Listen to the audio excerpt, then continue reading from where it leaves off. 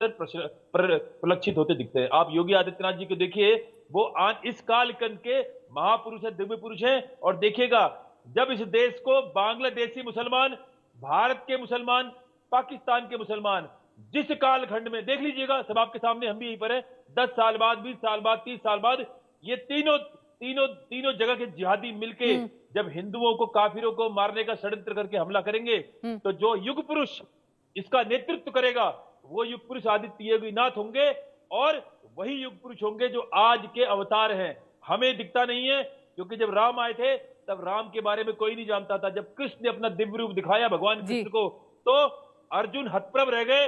और अर्जुन ने क्या कहा? सखेति मत्वा प्रसभम यदुक्तम, हे कृष्ण, हे यादव, हे सखेति अजानता महिमानाम तवेदम मया प्रमादा प्रणयेन वापी। हे कृष्ण, मैं तो तुम्हें एक अपना बड़े ही प्रेम से हे सखा, हे यादव कह के पुकारता था।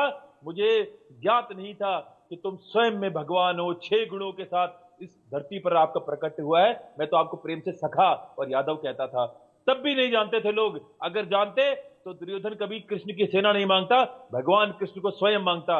अर्जुन को कहीं आभास था कि यही वो है जो इस महाभारत को नेतृत्व करेगा और यही मुझे विजय प्राप्ति मेरी सहायता करेगा। तो मुझे लगता है कि कल की अवतार को तो चलो 4 लाख वर्ष हैं, और जो जैसा लिखा हुआ पुस्तकों में, और वो श्रावण मास में शुक्ल पक्ष में जन्म लेंगे। लेकिन आज के युगावतार जो हैं वो आदित्य योगीनाथ हो चुके हैं। मैं चाहता हूं इस देश के 100 करोड़ हिंदू अपनी जाति प्रथा, अपनी जाति भेदभाव छोड़ के केवल एक चीज पर अपना केंद्रित करे मन को, और ध्यान को, और शरीर को, और अपने श्रम को, वो आदित्य योगीनाथ की शक्ति बनने में। जिस दिन आप समस्त हिंदू आदित्य योगीनाथ की शक्ति बनेंगे, उस दिन आप देखोगे, आपको लगेगा कि वो अवतार यहां पर आ चुका है। तब आपको आभास होगा, जब उन शत्रुओं का, राक्षसों का, जिहादियों का, जो मानवता को, पशु पक्षियों को, दूसरों को इसलिए खत्म करना चाहते हैं क्योंकि वो किसी एक विचारधारा को नहीं मानते, जो पूरी तरह से विचारधारा 1400 वर्ष पहले आई और पूरी तरह से असत्य और झूठ पर आधारित है।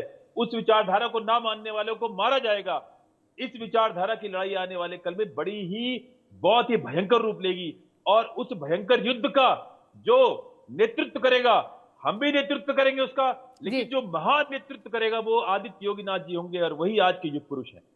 आचार्य जी, आपने बहुत अहम बात कही है मुख्यमंत्री के बारे में, योगी आदित्यनाथ जी के बारे में। ये बताइए कौन सी खास बातें हैं? देखिए, आपने बहुत गहन चर्चा की है इस विषय पे कि आपको उसमें उनमें कुछ ऐसा रूप दिखाई देता है, और जो बाद में अत्याचारों को कम करेंगे और यहाँ पर भारत का एक अच्छा नेतृत्व करेंगे। तो बताइए, दर्शक भी तमाम ये इंतजार कर रहे हैं। आपने बहुत अहम बात कही है इंडिया न्यूज़ के माध्यम से कि सीएम योगी में आपको कुछ ऐसे गुण दिखाई देंगे। तो कौन कौन से वो गुण हैं जिससे आप दर्शकों को ये बात बताना चाहेंगे आचार्य जी? देखिए, इस देश का पहला मुख्यमंत्री जो भगवा धारण करके मुख्यमंत्री की शपथ ले रहा है जी, ये अपने आप में ही लक्षण है। और हमारे महाराज जी भी मेरी बात से समर्थन देंगे मुझे, कि एक ऐसा व्यक्ति जो भगवा धारण करके मुख्यमंत्री का शपथ ले रहा है जी, उस विधर्मी राज्य में, उस विधर्मी मुख्यमंत्री नेताओं के बीच में, जो नमाज होते समय मंदिर की घंटियां पकड़ने के लिए सिपाही लगा देते थे जी, कहीं इन जिहादियों के नमाज में दखल ना हो जाए, वहां पर एक आता है ऐसा महापुरुष जो भगवा पहन के, और देखिएगा आने वाले कालखंड में एक ऐसा ऐतिहासिक महापुरुष जो भगवा धारण करते ही प्रधानमंत्री की शपथ भी लेगा, भगवा पहन के। ये अपने आप में बहुत बड़ी है। भगवा क्या है? भगवा उस सूर्य प्रकाश का, उस सूर्य देवता का रंग है वो भगवा, जो आदित्य योगीनाथ पहन के उसको इस देश के प्रधानमंत्री की शपथ लेंगे। और एक व्यक्ति, छोटे छोटे पद के विधायक, अरे बड़ी बड़ी मर्सिडीज गाड़ियों में घूमते, एक छोटा सा टटपूंजिया विधायक भी, और उसके पास क्या है?